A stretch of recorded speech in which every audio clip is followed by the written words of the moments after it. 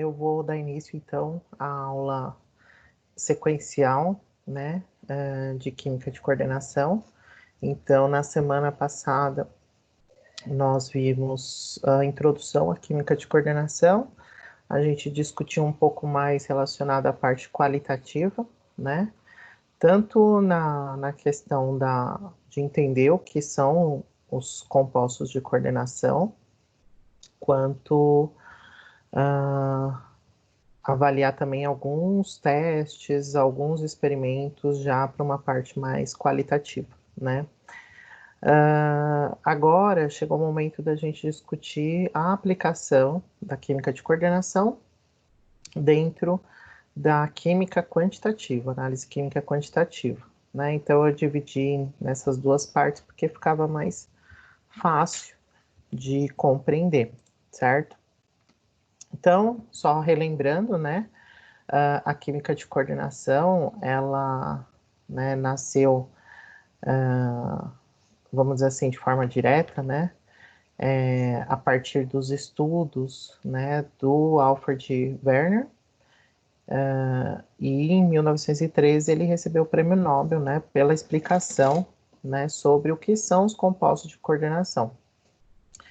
Basicamente, ele demonstrou, né, que os compostos de coordenação nada mais são do que espécies que têm um centro metálico, né, normalmente um metal de transição, rodeado por ligantes, né. Então, aqui a gente tem uma interação do ligante com o centro metálico que acaba acontecendo por uma ligação coordenada, que antigamente a gente chamava de ligação dativa, né? Isso nada mais é do que um compartilhamento de elétrons. Só que no caso de uma dativa, ou, né, melhor, de uma ligação de coordenação, apenas uma das espécies fornece o par eletrônico. Então, o que vai acontecer é que o ligante, normalmente, vai ter a presença ou de nitrogênio ou de oxigênio, principalmente, que são espécies naturalmente doadoras de elétrons, né? Ou seja, elas têm elétrons disponíveis. E o centro metálico tem orbitais vazios para receber esses elétrons, né? Então, a gente diz que o centro metálico é um ácido de Lewis, porque ele recebe esses elétrons, né? E os ligantes são as bases de Lewis, porque são doadores de elétrons, né? Então, ocorre um compartilhamento de elétrons, mas, diferente de uma covalente normal, não é cada espécie, né, que vai contribuir com o elétron. Não, o par eletrônico vem do ligante e é compartilhado com o centro metálico, né, com orbitais vazios desse centro metálico.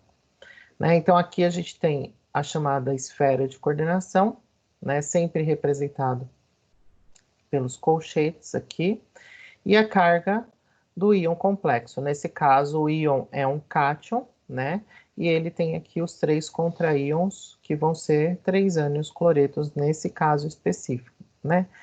A gente sempre usa o exemplo desse complexo, porque esse complexo de cobalto foi o alvo de estudo, né, do Werner. E dentre os ligantes, né, dos compostos de coordenação, a gente tem os monodentados. Os monodentados são espécies mais simples, porque normalmente eles vão se coordenar por um único ponto. Então, ele só tem uma espécie, né, dentro da sua estrutura, capaz de doar elétrons. Então, a gente tem no caso da água o oxigênio, da amônia o nitrogênio, do tiocianato, ou enxofre ou cianeto. Aí tem 2 casos aqui, né. E a gente tem os polidentados, né? Os polidentados, eles vão se coordenar por 2 ou mais pontos, e o mais famoso desses polidentados é o EDTA, né? Essas estruturas polidentadas a gente também chama de quelantes, né? Então, o mais famoso quelante que existe é o EDTA. E aí, quem é o EDTA, né? Então, agora é hora de falar especificamente do EDTA. O EDTA, ele é uma sigla, na verdade, para o composto ácido etileno diamino tetracético, né? Então, é mais fácil, né? Em vez de falar tudo isso, a gente resume com a sigla EDTA, já que ele é um composto muito famoso, muito usado.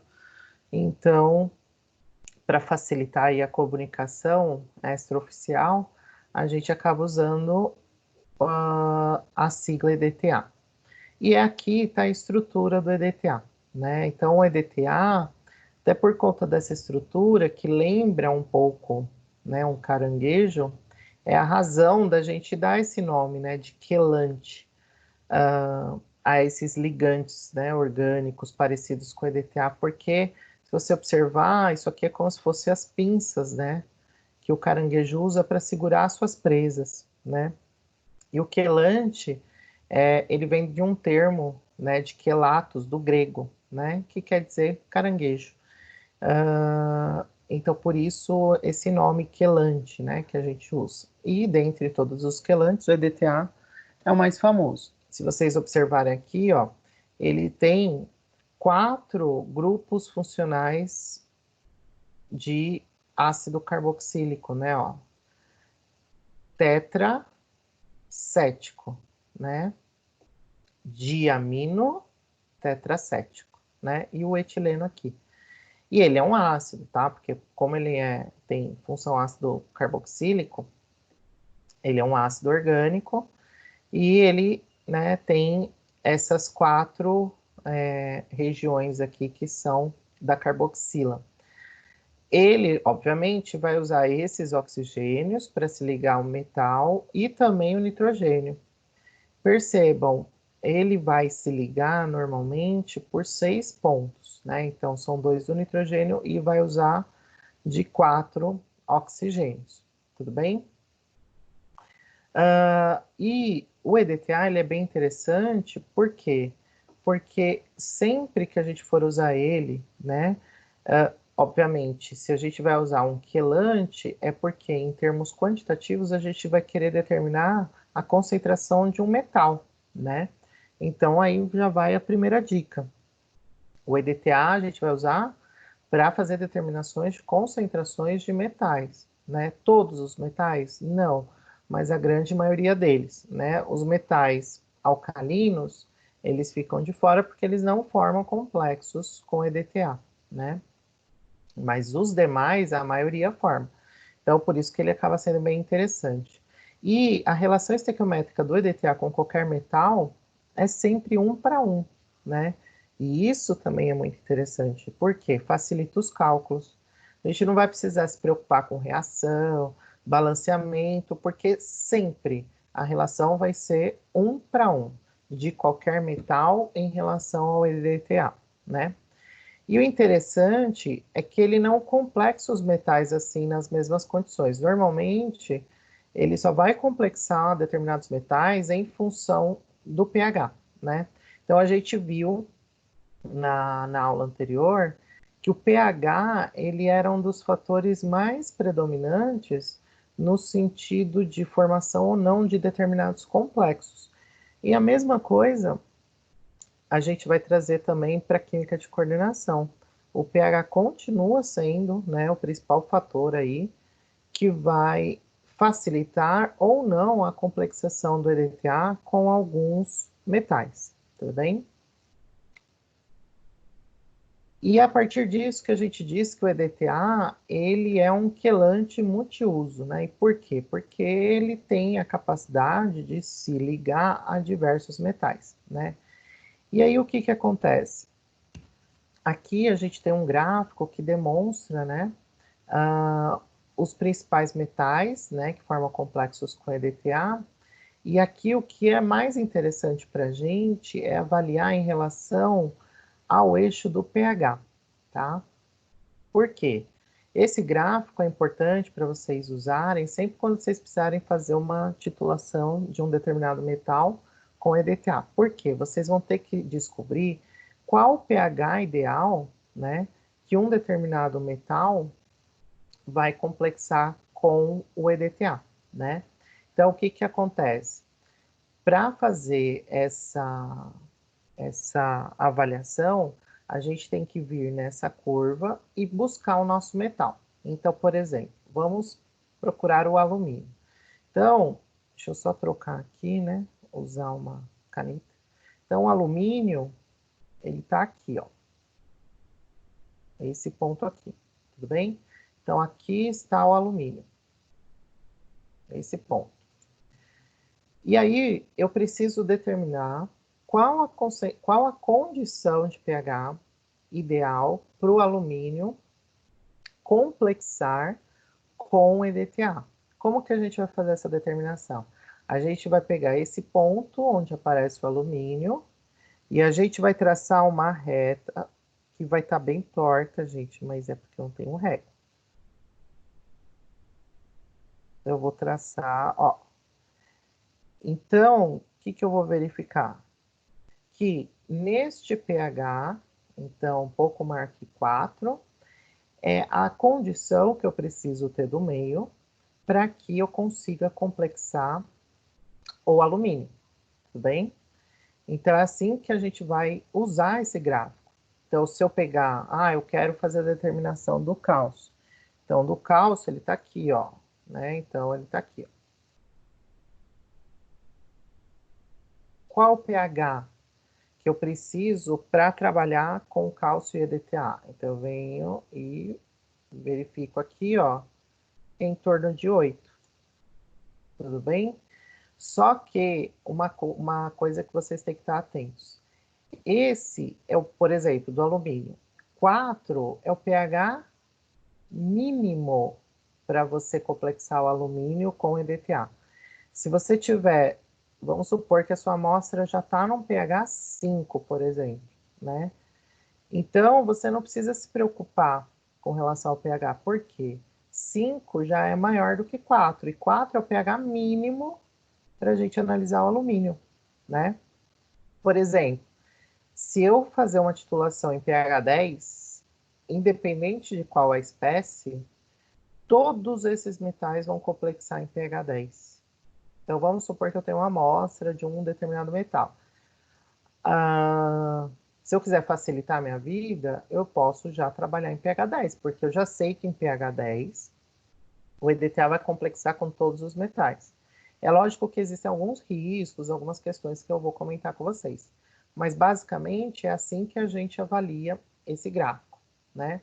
Além disso, a gente também consegue fazer titulações, né, de duas espécies, por exemplo, só modificando a condição do meio, né? Vamos usar o exemplo até do alumínio e do cálcio, né?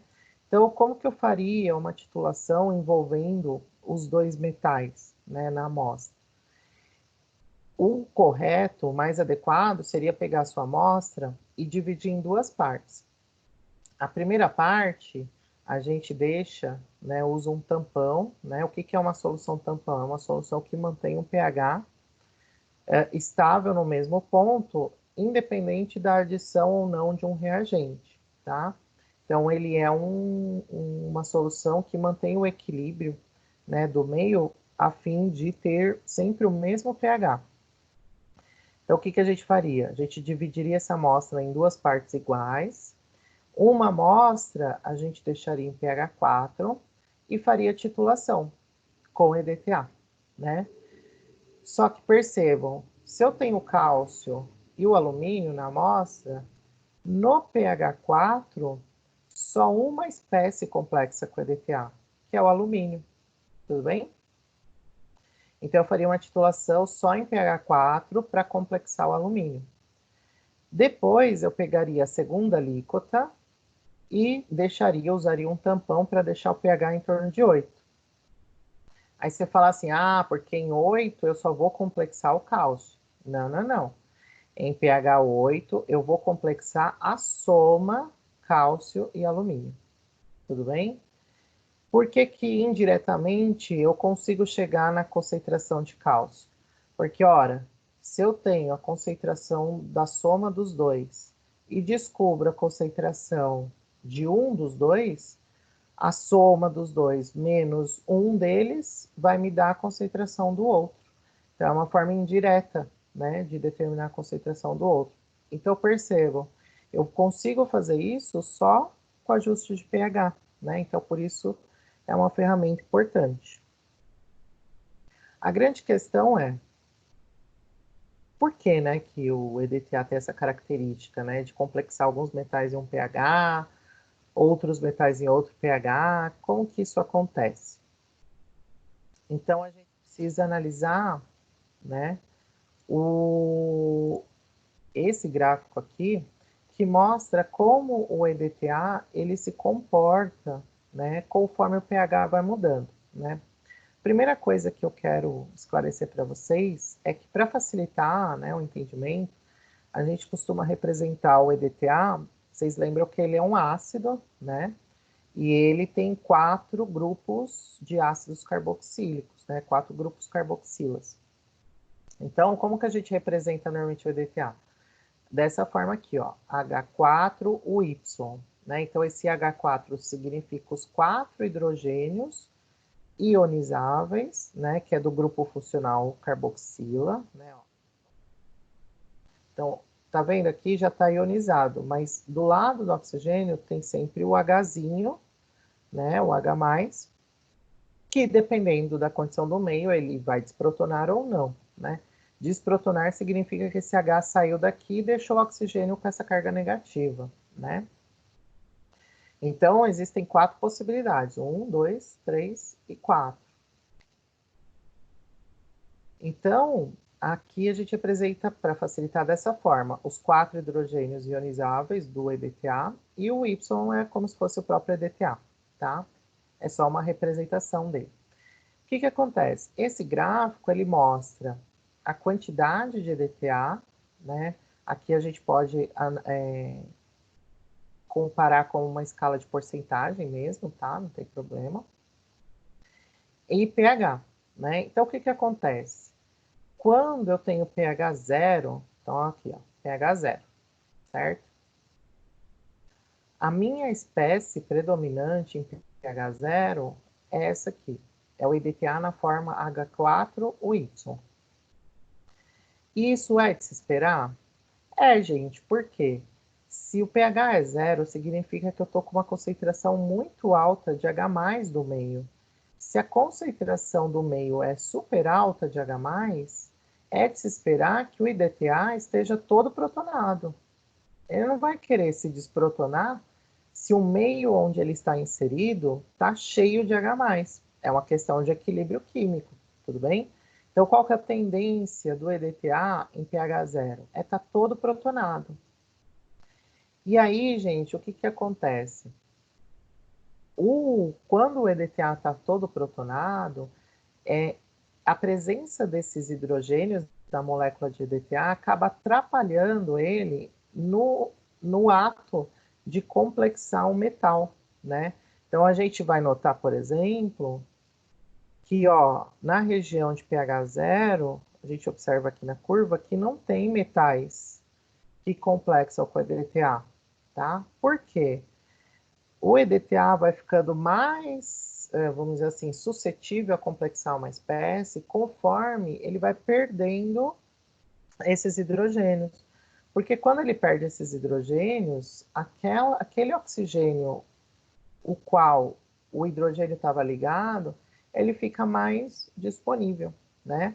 Então, quando a gente vai aumentando o pH, olha o que vai acontecendo com a curva do H4Y. Vai caindo, ó.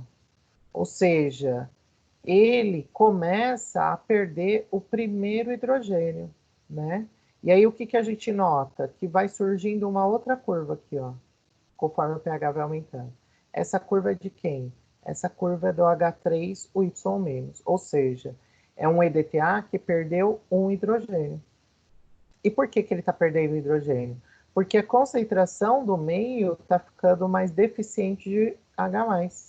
Então, o equilíbrio vai deslocando no sentido do EDTA e perdendo seus hidrogênios. E aí está o lance que é muito legal, porque o EDTA ele não perde os 4 hidrogênios de uma vez. Ele vai perdendo aos poucos, ó. Então, ó, vai chegar num determinado pH em que começa a surgir uma nova espécie, que é o H2, o Y2-, ou seja, é o H3, o Y-, que já está perdendo o seu segundo hidrogênio. Tudo bem? Aí vai chegar uma hora que a concentração dessa espécie vai caindo. Por quê? Porque o pH está aumentando e aí começa a surgir uma nova espécie. O H, o Y, 3-. E assim vai, até chegar num determinado pH. E esse determinado pH, percebam, é o pH 10, tudo bem? Onde eu passo a ter uma predominância da espécie totalmente desprotonada do EDTA. Ou seja, no pH 10, o EDTA está numa condição muito boa para complexar. E aí, isso justifica por que ele complexa todos os metais pH 10. Porque ele já está disponível, né?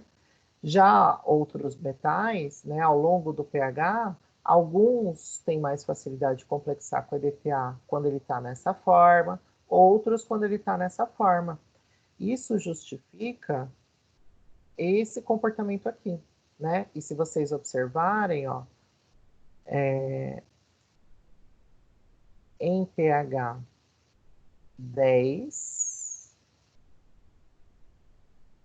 é onde eu tenho a complexação não só do estrôncio, do magnésio, mas de todas as espécies. Então, a partir daqui, ó, né, a gente pode avaliar dessa forma, a partir do pH 10, todas essas espécies vão complexar com EDTA, né? Por quê? Porque em pH 10, todo o meu EDTA, né, predominância vai ser do EDTA totalmente desprotonado. Isso justifica por que a gente pode dizer que o EDTA é um quelante multicaras, porque ele assume conformações diferentes, né, em termos de presença ou não de H+, em função do pH. Por isso o pH é tão importante, porque o pH é que vai determinar como o EDTA vai estar no meio. E em função de como ele está no meio, é que ele vai ter uma facilidade ou não de complexar um determinado metal, tudo bem? É lógico que a gente tem que pensar o seguinte, tá? E a gente vai discutir um pouco mais para frente sobre isso. Tem que lembrar que a gente está fazendo análise de espécies metálicas. Portanto, um pH 10 é um pH onde algumas espécies já começam a precipitar. Porque vocês lembram, né, que os metais em meio alcalino tendem a formar hidróxidos, e boa parte deles pouco solúveis, né? Então, existem algumas coisas que a gente precisa tomar cuidado, né, nessa questão do pH. E a gente vai falar de algumas coisas. E aí, como, né, a maioria das volumetrias, a gente também vai ter que utilizar um indicador nesse caso, porque ao contrário do que a gente conversou na aula anterior, né, da questão das cores, dos complexos, o EDTA especificamente, ele não forma complexos coloridos, né? Então, o que isso significa? Que a gente vai precisar usar indicadores na volumetria de complexação. Um indicador que a gente pode, o tipo de indicador que a gente pode usar são os indicadores metalocrômicos, tá? Então, os indicadores metalocrômicos nada mais são do que complexos, aqui tem um exemplo, né, que é o negro de aerocrômio T, que quando se ligam ao metal, eles formam um complexo colorido. E quando eles estão livres, eles mudam de cor, né? Por que que isso é importante? Porque é a partir desse tipo de complexo que a gente vai poder visualizar o ponto de viragem na titulação com EDTA. Então, como que a gente vai verificar isso? Então, quando a gente tem a titulação do EDTA com o metal, a gente vai ter a formação de um complexo. Só que percebam, esse complexo é incolor, tudo bem? Qual que é a técnica que a gente usa? A gente, antes de começar a titulação, a gente adiciona no meio, onde está a nossa amostra, o metal, que está usando o exemplo do magnésio, a gente joga o indicador. Então, por exemplo, o héreo T. A gente vai e joga o héreo T. Quando o héreo T se liga ao magnésio ou ao metal, ele vai adquirir uma cor vermelha, né? Então, a cor dessa espécie com o metal é vermelho. E aí, o que a gente vai fazer? A gente vai titular com EDTA, e o EDTA, ele se liga muito mais forte ao magnésio do que o indicador. Então, vai chegar uma hora que o EDTA vai conseguir deslocar o indicador desse complexo e vai se ligar ao magnésio. Então, ele vai formar o quê? O Mg, o Y2- que é incolor. Só que quando ele faz isso e deixa o indicador livre é azul. E aí, o que acontece? Ele muda o tom desse vermelho para esse azul, tá? Então, basicamente, esse é o mecanismo. Eu vou explicar ele um pouco mais detalhado mais para frente, tá?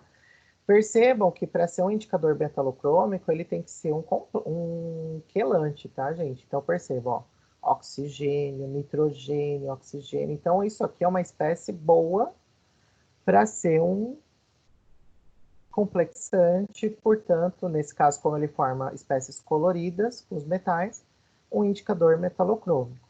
Tudo bem? E agora, para a gente começar a discutir, né, a volumetria de complexação, a gente precisa relembrar também de algumas coisas que a gente falou lá nas primeiras aulas de AQQT, que são as etapas, né, de um processo volumétrico. Então, gente, só para relembrar, a gente tem 3 etapas. A primeira, nada mais é do que a parte de preparação. Então, limpeza, aferição, calibração, secagem do padrão primário, preparo da água destilada, aqui o preparo de soluções indicadoras, tampões, que aqui vai ser importante, porque a gente vai usar tampões, e a solução titulante. A segunda etapa vai ser a padronização, né, da solução titulante. Normalmente, o EDTA vai ser, né, a solução que a gente vai usar e vai ter que ser padronizada. E a terceira etapa, a partir da amostra, né, abertura e análise. Tudo bem? Na primeira etapa, a gente precisa preparar a solução, e nesse caso vai ser a solução de EDTA. Nessa concentração aqui, 0,05 mol por litro. Primeira coisa é o quê? Calcular a massa de EDTA, né? Para uso no laboratório, a gente costuma usar o sal disódico, tá? Por que o sal disódico? Porque ele é um pouco mais solúvel em água do que o EDTA ácido, completamente ácido, né? O disódico nada mais é do que o EDTA que substituiu 2Hs por 2 sódio. E isso deixou ele com uma característica mais de sal orgânico, né? O que facilita a solubilização dele em água, tá? Sempre quando vocês forem trabalhar no laboratório com EDTA, comprem sempre o sal disódico, porque o ácido total, ele tem uma baixa solubilidade em água e demora para dissolver, tá? Então, gente, a gente precisa preparar 100 ml nessa concentração, certo? Para isso, a gente vai usar aquela fórmula de preparo de soluções. Molaridade igual massa sobre massa molecular vezes volume. E aí eu só vou acertar a fórmula para isolar o que a gente quer, que é a massa de EDTA. Substituindo os valores, né? Aqui eu já peguei a massa molecular do EDTA disódico. E o volume que eu quero, né, de solução. Lembrando, né, que na hora que eu vou determinar a unidade final, a gente tem como avaliar isso pela própria equação. E a massa final que a gente precisa pesar é de 1,86 gramas, certo? Sabendo dessa massa, a gente precisa pesar aproximadamente isso e preparar a solução, certo? Lembrando que o EDTA ele é branco, tá, gente? Esse azul é só ilustrativo, tá? Mas o EDTA, o sal de EDTA, ele é esbranquiçado e a solução fica incolor depois que termina, tudo bem? Mas aí são só para demonstrar as etapas de preparo de solução, né, que vocês já conhecem. Segunda etapa, padronização da solução. Então, essa solução foi recém-preparada. Para isso, nós vamos usar como padrão primário o carbonato de cálcio, né? Percebam, para padronizar o EDTA tem que ser uma espécie que tenha um metal, né? Que seja um metal de transição, ou, né, um alcalino terroso, que é esse caso. A gente vai usar o carbonato de cálcio, tá? E aí tem aqui a reação, mas eu coloquei só por ilustração, tá, gente? Porque se vocês lembram bem, qualquer metal com EDTA, a proporção entre 1 para 1, tá? E é isso que é o grande lance do EDTA e que facilita muito a nossa vida, tudo bem? Então, a gente pode, então, já dizer que o número de mols de carbonato de cálcio vai ser igual ao número de mols de EDTA, né? Substituindo, o carbonato, ele é o padrão primário, então a gente vai trabalhar com massa sobre massa molecular, e o EDTA está em solução, portanto, molaridade vezes volume, certo? Isolando a massa de carbonato, né, já que ele é o nosso alvo, nesse caso agora, vai ficar a fórmula dessa forma aqui, né? E aí, como que a gente pode prever, né, a massa que a gente vai precisar pesar? A gente usa essa fórmula, tá? Então, a massa de carbonato igual massa molecular do carbonato vezes volume e molaridade do EDTA. Substituir os valores, né? Então, eu quero que o meu ponto de viragem aconteça em torno de 5 ml e a minha solução está em torno de 0,05. Massa molecular, eu tenho como obter, né, fazendo o acerto das unidades, nessa massa de carbonato. Então, com essa massa de carbonato, o que vocês vão precisar fazer? Pesar essa massa, aproximadamente, anotar a massa pesada, para poder fazer a padronização do EDTA. Vocês vão verificar no procedimento que depois que vocês pesarem essa massa, é necessário adicionar um volume de ácido clorídrico 0,1 mol por litro, né? Por que que a gente adiciona esse ácido? A gente adiciona só para solubilizar o carbonato, tá? Porque o carbonato, a solubilidade dele não é tão rápida em água. Então, o que que a gente faz? A gente adiciona um pouquinho de ácido só para dissolver o carbonato, tá? E lembrando, né, que os carbonatos reagem tranquilamente com ácido, formando gás carbônico viável, né? Por isso que a gente acaba usando os carbonatos, porque no fim não vai gerar nenhum resíduo da reação de ácido com ácido clorídrico, né? Porque você vai ter lá, vai formar gás carbônico e água, então é tranquilo. O importante é manter o cálcio lá. Tudo bem?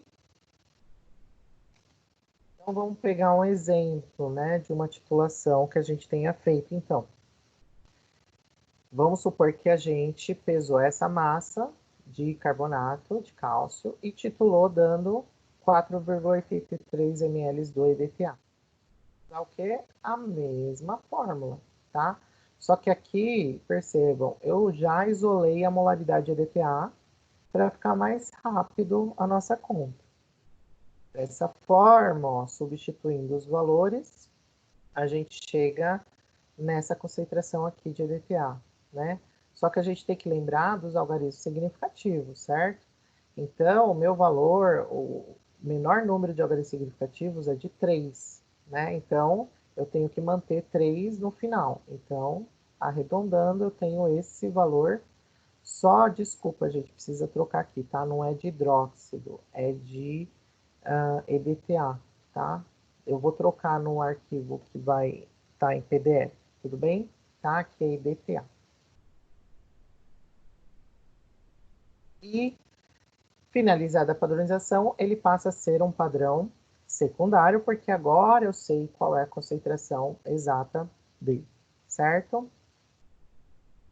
Depois que a gente viu, então, né, as duas etapas, a terceira etapa é da amostra, obviamente, mas eu vou deixar para a gente discutir a questão da amostra através das técnicas, né, que existem para o uso do EDTA. Então, os tipos de titulações que a gente tem com o EDTA, que a gente pode usar, tá?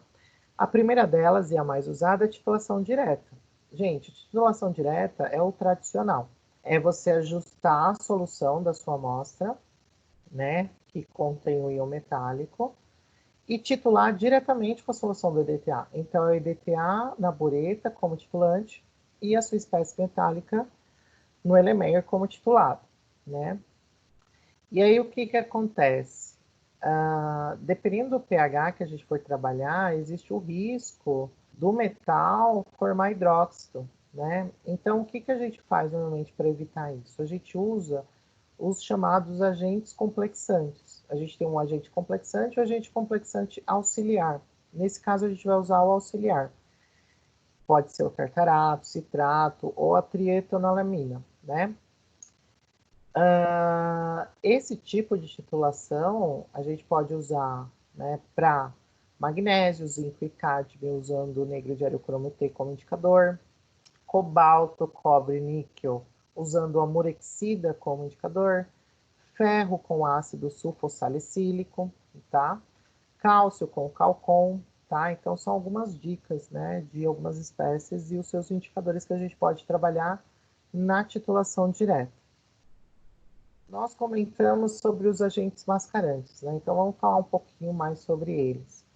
O agente mascarante, vocês devem ter visto lá na análise química qualitativa, ele é um reagente que serve para proteger um dos componentes da sua amostra para que ele não reaja com a EDTA. Então, por exemplo, eu tenho dois metais que eu quero determinar.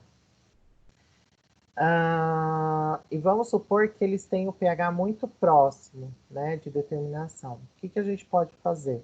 A gente pode adicionar um complexante que seja mascarante. O agente mascarante é um complexante. Esse agente mascarante, ele vai se ligar a um dos metais, de forma que, quando ele se liga a esse metal, o EDTA não consegue interagir com ele. Se eu joguei o agente mascarante, ele se liga com uma das espécies, a outra espécie vai ficar livre. Então, é com ele que o EDTA vai complexar. Então, eu faço isso no sentido de evitar interferências, né? Então, um exemplo aqui é o exemplo do alumínio e magnésio. Então, eu posso fazer a titulação deles com EDTA, fazendo, primeiro, separo a amostra em duas partes. Uma, eu vou titular direto os dois, para saber quanto que dá a soma dos dois, alumínio e magnésio. E a outra alíquota, eu vou adicionar fluoreto, porque o fluoreto, ele vai se ligar ao alumínio, porque o fluoreto vai ser um agente mascarante do alumínio. Quando eu titular com EDTA, o EDTA não vai enxergar o alumínio, porque o alumínio já está complexado com o fluoreto. Ele só vai enxergar quem? O magnésio. E aí eu vou conseguir determinar só a concentração do magnésio. Tudo bem? Obviamente, para eu descobrir a concentração do alumínio depois, eu posso só pegar o total que eu já tinha titulado dos dois, menos a concentração que eu encontrei do magnésio. Eu descubro quem? O alumínio, tá? Então, aqui a gente tem um exemplo, né? Dois exemplos bons de agentes mascarantes. É o cianeto, embora eu não goste de trabalhar com ele porque ele é extremamente perigoso, né? O cianeto ele é um ótimo agente mascarante para essas espécies aqui, tudo bem? E o fluoreto, né, que a gente pode usar também para essas outras espécies, tá? E o agente mascarante auxiliar, ele vai agir da mesma forma, só que ele tem um outro propósito, né? A ideia do agente mascarante auxiliar é aquele caso que eu falei da precipitação, né? Então, para evitar que um metal ele precipite na forma de hidróxido, dependendo do pH do meio, o que que a gente faz? A gente adiciona um agente mascarante auxiliar que se liga a esse metal, fazendo com que ele não forme um hidróxido pouco solúvel, portanto não precipite, mas ao mesmo tempo ele não se liga de forma tão forte ao metal. Então, quando o EDTA começar a entrar no sistema durante a titulação, o EDTA vai se ligar tranquilamente a esse metal, né? Tanto é que, ó, nesse caso, o complexo formado deve ser menos estável do que o complexo do alvo com EDTA, né? Eu não posso adicionar um agente mascarante auxiliar que se ligue de forma tão forte com o metal que não permita que o EDTA se ligue a ele, senão não adianta nada, né? Ele tem que ser forte o suficiente só para evitar isso, ó, a formação de hidróxidos, tudo bem? Um exemplo tradicional é a titulação do zinco com EDTA, né? Porque em pH 10, o zinco ele já forma o hidróxido de zinco. Então, o que, que a gente faz?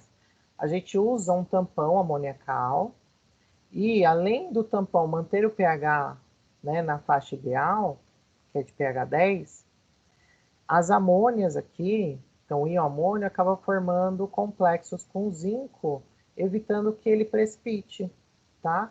Mas esses complexos do zinco com a amônia são fracos, então o que, que vai acontecer? Quando o EDTA começar a entrar no sistema, ele vai complexar tranquilamente o zinco, tudo bem?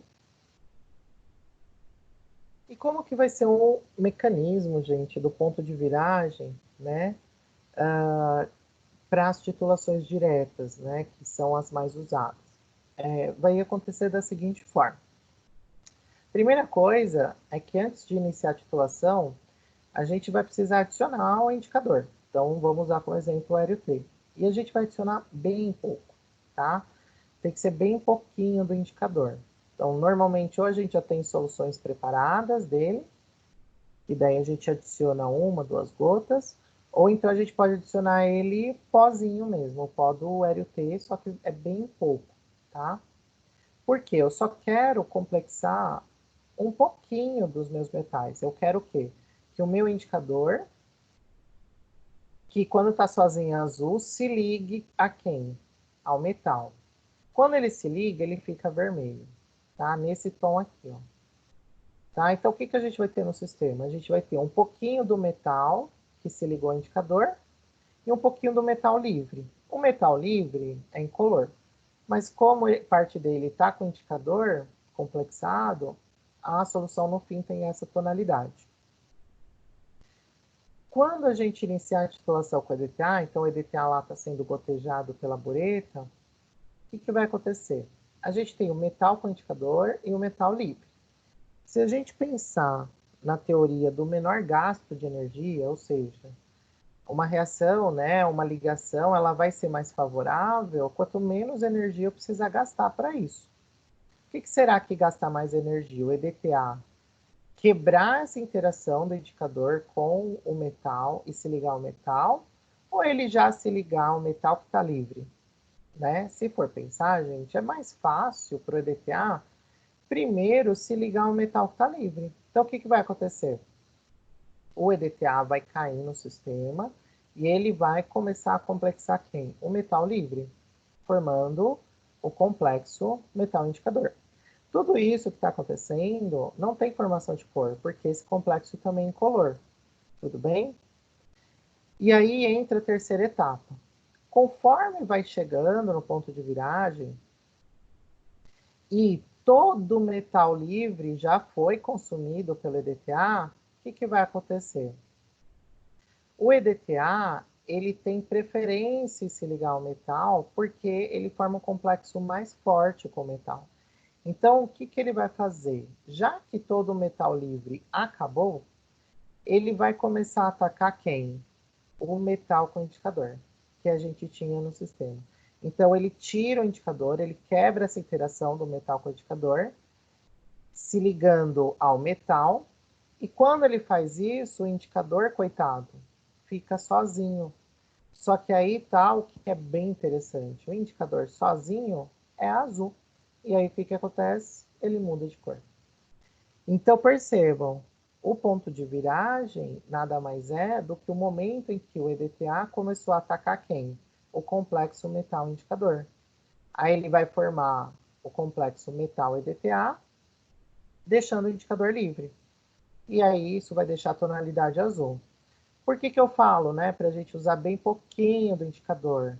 Porque se eu usar bem pouquinho do indicador, significa que eu vou ter bem pouquinho desse complexo avermelhado e que eu vou precisar de quase nada, quem sabe aí meia gota, para poder já fazer todo esse processo de destruição desse complexo e liberação do indicador livre, deixando ele azul.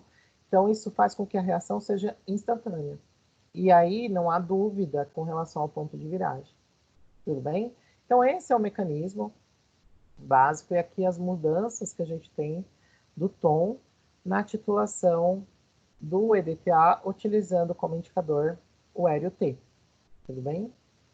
Essas cores, gente, elas podem mudar dependendo do metal, tá? Esse aqui, o exemplo, é do magnésio, tá? Mas dependendo do metal, às vezes a tonalidade é um pouco diferente. Se mudar o indicador, a cor também é um pouco diferente, tá?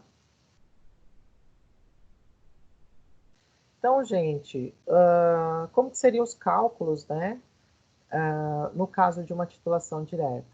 Seria basicamente tradicional, tá? Então, aqui tem um exemplo, tá? Então, uma amostra de efluente foi encaminhada a um laboratório para verificação da dureza da água. O que é a dureza da água? Dureza da água é uma avaliação que a gente faz sobre a concentração de cálcio e magnésio da água, né? Então, a gente determina, quando a gente determina a concentração desses cátions, a gente está, no fim, expressando o quanto que ele tem de dureza, tá? A dureza, imagino que vocês já tenham visto, né, em química ambiental, tá? Ele normalmente, na indústria, está atrelado à questão de surgimento, por exemplo, de crostas de carbonatos de cálcio e magnésio nas tubulações, né? Isso se dá quando a dureza da água é muito alta, tá? Então, por isso que acaba sendo uma análise importante. Então, a gente pegou 100 ml da amostra, transferiu para um Erlenmeyer de 250, adicionou tampão amoniacal e o indicador LUT. Ao titular, né, com EDTA, foram 6,52 do ponto de viragem, tá? Que foi usado da EDTA. Então, aqui ele pede para calcular a dureza da água, expressando o resultado em miligrama por litro, tudo bem? Em carbonato de cálcio. Então, a primeira coisa é, gente, colocar no canto do caderno todos os dados que o exercício dá. Isso já ajuda a gente a resumir, né, o que a gente tem de informação. Primeira coisa, sabendo que qualquer metal é complexado pelo EDTA sempre na proporção de 1 para 1, né, nem precisa fazer a reação. A gente só faz a relação entre o número de mols, então, de carbonato, que é a espécie que eu estou determinando, e o EDTA.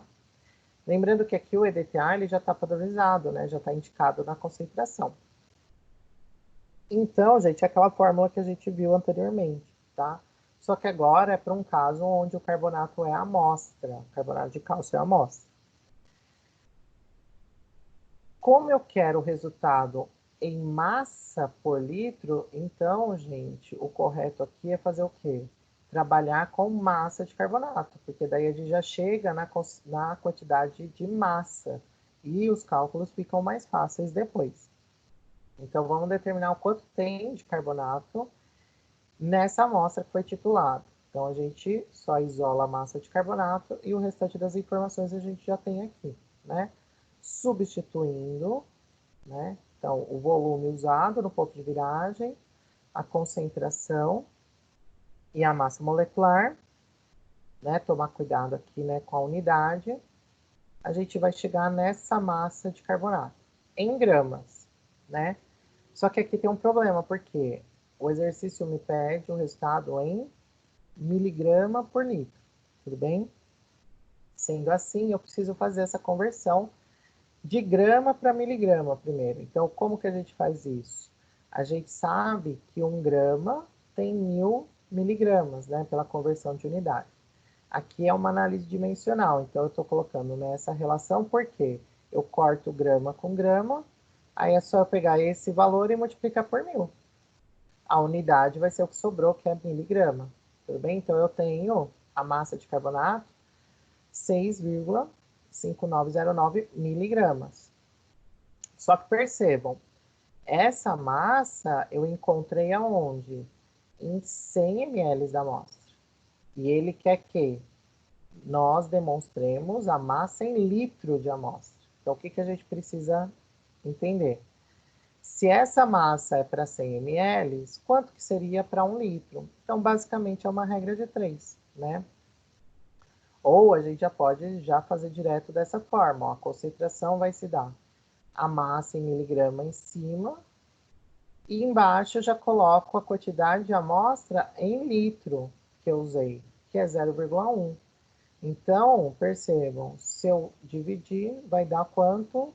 65,909 miligramas por litro, que é o resultado final. Só que, né, cuidado com algarismos significativos, eu vou ter que arredondar aqui no 9.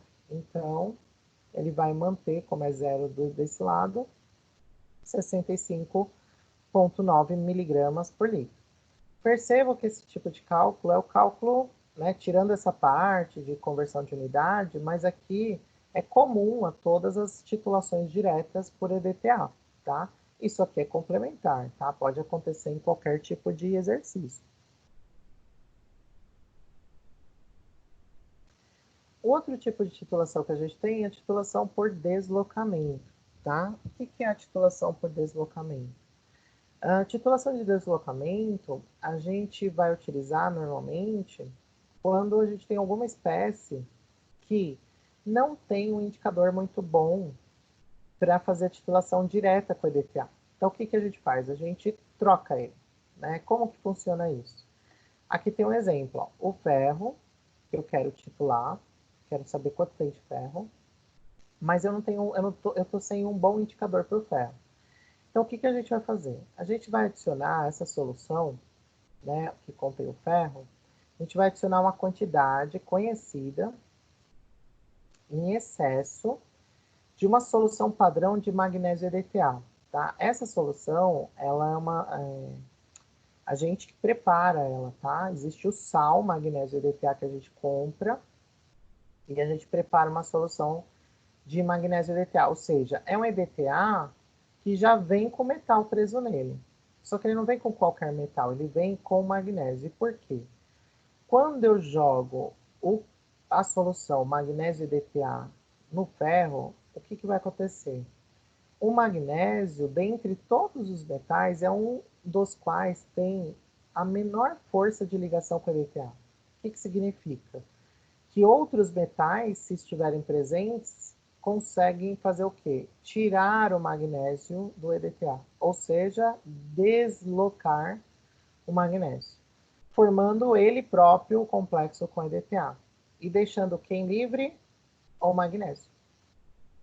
Só que isso acontece sempre na proporção de 1 para 1. Então, por exemplo, a quantidade de magnésio que fica livre aqui é proporcional à quantidade de ferro, tá? Porque entrou, para cada magnésio que eu tinha no EDTA, entrou um ferro, deslocou um magnésio.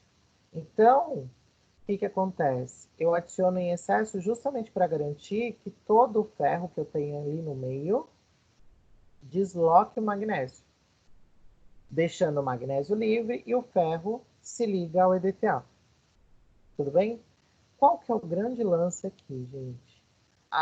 O grande lance, a esperteza da técnica é que quando você faz isso, você deixa o magnésio livre e é como agora você tivesse uma amostra de magnésio. E aí o que você vai fazer? Você vai fazer agora uma titulação desse magnésio com EDTA. Então você vai pegar uma solução de EDTA normal, não mais esse EDTA, tá? De magnésio EDTA, e vai titular essa solução que tem o magnésio livre. Por quê? O magnésio livre, a gente sabe que ele já funciona bem com LT. Então, o que a gente vai fazer? A gente vai determinar o quanto sobrou, quanto teve, né, de magnésio deslocado. Por quê? Se a quantidade de magnésio deslocado é proporcional à quantidade de ferro, se eu descobrir o quanto eu tenho de magnésio, eu descubro automaticamente o quanto eu tenho de ferro. Tudo bem? Então, perceba, a titulação de deslocamento, ele é muito parecido com a titulação direta com uma etapa anterior a mais, ou seja, essa etapa de deslocamento, ou seja, substituição do magnésio que está no EDTA pela minha espécie de interesse e depois eu titulo esse magnésio livre, tudo bem? E aí o procedimento vai ser o mesmo que a gente discutiu na titulação direta, né? É uma tática muito boa, né? E aí, como que eu vou descobrir a quantidade de magnésio livre? Pela quantidade que eu usei de EDTA para fazer essa titulação. Então, no fim, gente, em termos de cálculo, fica muito fácil. Por quê? A quantidade de ferro vai ser igual à quantidade de magnésio, que vai ser igual à quantidade de EDTA usado. Cuidado, EDTA normal usado nessa fase, a partir da fase 2. Não o EDTA com magnésio, tá? Tudo bem, gente? Eu pergunto, né, como se tivesse alguém aí agora. Então, um exemplo de cálculo, né, quando a gente tem uma titulação por deslocamento. Bom, a primeira coisa, gente, vocês precisam notar que o exercício fala de uma titulação por deslocamento. Como que vocês vão perceber isso? Quando ele falar dessa espécie aqui, ó. Se o seu exercício falou desse magnésio por EPA, é porque é uma titulação por deslocamento, tudo bem? Então, aqui é uma amostra contendo ferro, né? E ele é tratado com 15 ml do magnésio EDTA nessa concentração, tá? A solução é tamponada, adiciona o hélio T, porque agora é o momento do quê? De titular esse magnésio que foi deslocado pelo ferro com uma solução padrão de EDTA. Tudo bem? E utilizou esse volume aqui para fazer essa titulação. Então, eu coloco todos os dados aqui. E aí, lembrando que o EDTA sempre complexa 1 para 1 com qualquer espécie, e que é uma titulação de deslocamento, a gente tem que lembrar dessa relação, ó. A quantidade do meu metal de interesse vai ser igual ao de magnésio, que vai ser igual ao de EDTA. Então, eu posso montar essa relação, ó. Número de mols de ferro vai ser igual ao número de mols de magnésio. Só que a quantidade de magnésio é igual a de EDTA, então eu posso substituir, ó. Deixo o número de mols de ferro igual ao número de mols de EDTA, tudo bem? Como ele quer a concentração em mol por litro de ferro, então o que eu vou fazer? No lugar do número de mols de ferro, é só trocar por molaridade de ferro vezes volume de ferro, tudo bem?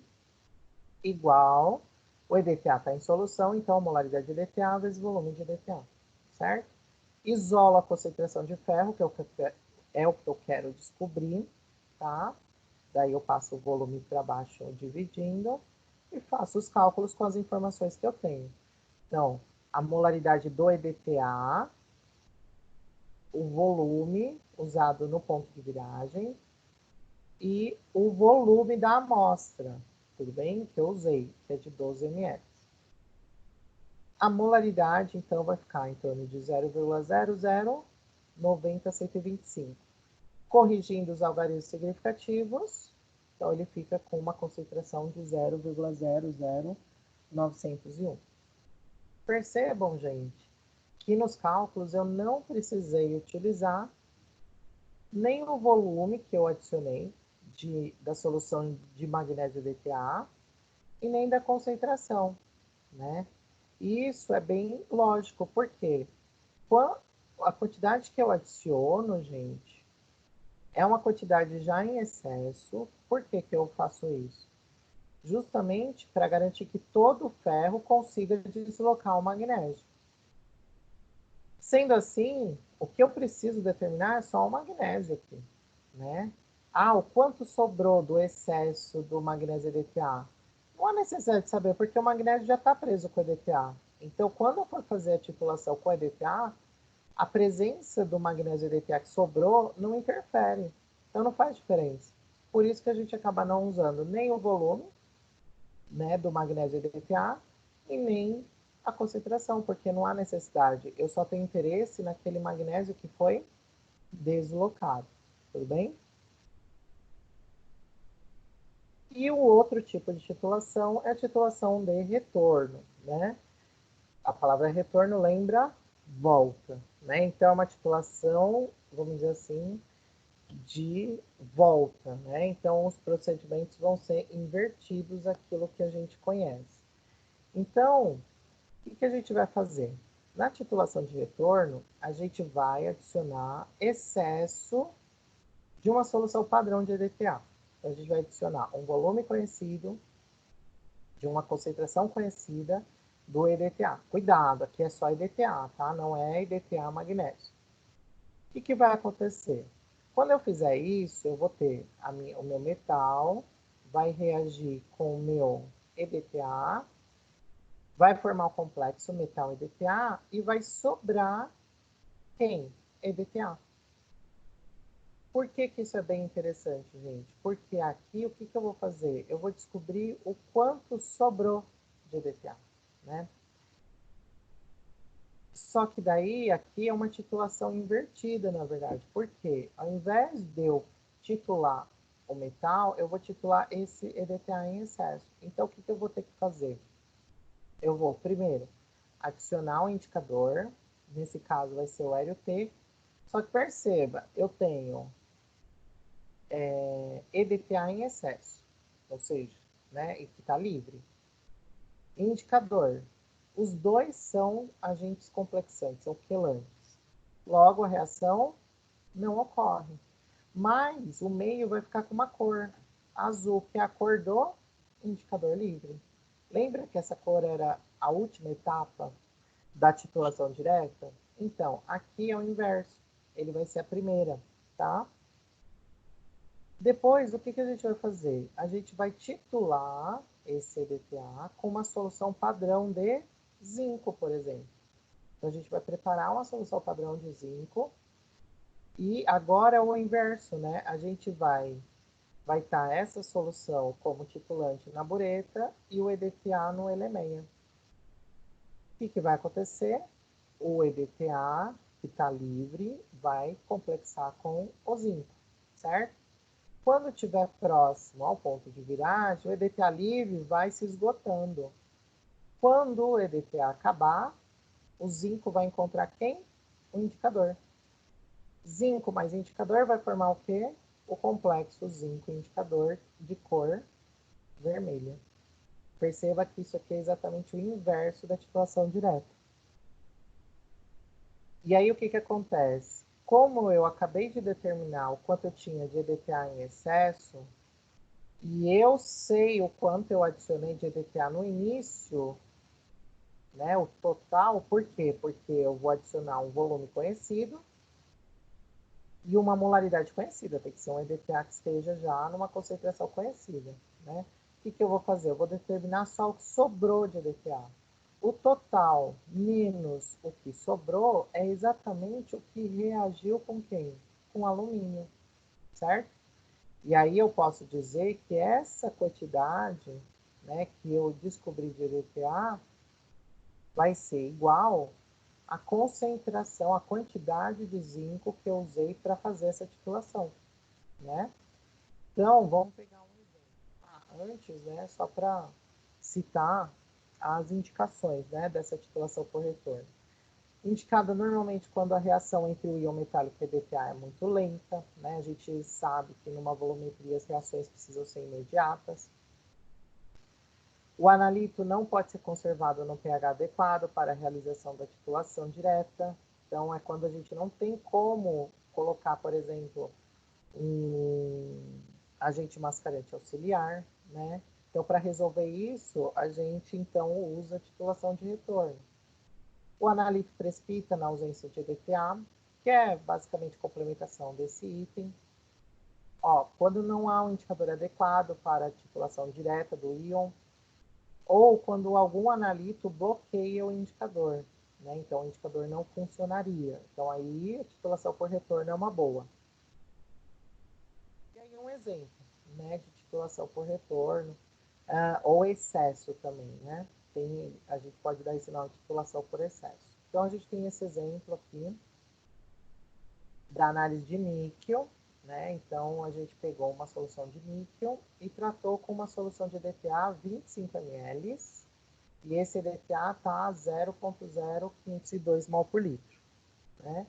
Tampona-se a solução, adiciona o indicador, que nesse caso é o laranjado de Tilenol, e titula com zinco nessa concentração, e a titulação consumiu 17,5 ml para que a gente tivesse o ponto de viragem.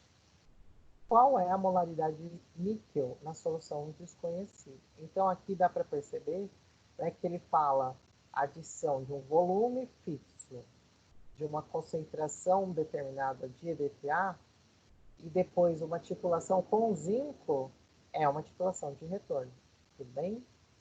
Então, primeira coisa, colocar todos os dados resumidos aqui. E aí, sabendo o de sempre, metal EDTA é sempre 1 para 1, e que é uma titulação de retorno, a gente pode dizer o seguinte, que a quantidade de níquel vai ser determinada pela quantidade total de EDTA que eu adicionei, ou seja, os 25 ml nessa concentração, menos a quantidade de EDTA em excesso. Essa quantidade de EDTA em excesso, eu só vou determinar pela titulação com zinco. Então, eu posso reescrever isso aqui dessa forma. Ó. A quantidade de níquel, o número de mols de níquel, vai ser igual ao número de mols total de EDTA que eu adicionei no início da titulação, menos o quanto eu descobri que eu usei de zinco para fazer a titulação. Tudo bem? Substituindo o número de mols, então, aqui vai ser molaridade vezes volume, porque eu quero chegar em molaridade de níquel, então eu vou trabalhar em molaridade. O EDTA que eu adicionei no início, também molaridade vezes volume, né? Menos molaridade vezes volume do zinco também, porque eu trabalhei com uma solução dele e uma concentração molar. Só cuidado, tá, em usar os parênteses aqui para poder não confundir aquela questão de primeiro calcular a multiplicação e depois só fazer a subtração, tudo bem? Aí, isolando a molaridade de níquel, que é o que a gente quer, né, a gente tem essa equação aqui, tudo bem? Substituindo os valores, então, molaridade de EDTA, o início, o volume que eu adicionei, né, de 25 ml, menos a molaridade do zinco, ele tem que estar padronizado, o volume que eu usei no ponto de viragem, dividido pelo volume da amostra, tá? Que é 25 ml. Acertando as unidades, tudo bonitinho, calculando isso, lembrando, primeiro calcula a multiplicação dos dois lados e depois faz a subtração. A gente chega nessa concentração de níquel, tudo bem? Acertando o algarismo significativo, então a gente tem 0,00354 mol por litro, certo? Então aí a gente tem, né, os três tipos de titulações e 3 exemplos de cálculos, né? Como seria, como que a gente identifica no exercício quando é uma titulação direta, quanto é de deslocamento, quando é de retorno, tudo bem? Então é isso, gente. Agradeço vocês, até mais.